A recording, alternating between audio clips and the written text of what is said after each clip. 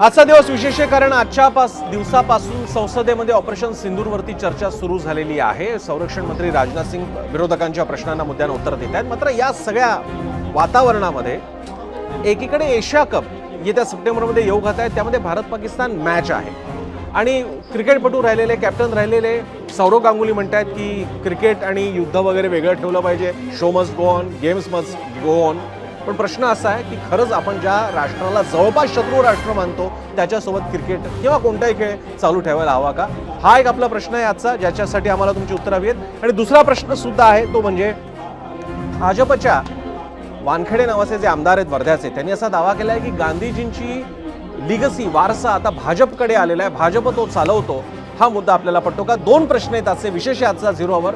या दोन्ही प्रश्नांची उत्तरं तुम्ही आमच्या सोशल मीडिया अकाउंट्सवरती जाऊन, जो प्रश्न मी पोस्ट केलेला आहे इंस्टाग्राम, फेसबुक, एक्स आणि यूट्यूब, इथे जाऊन योग्य तो पर्याय निवडा.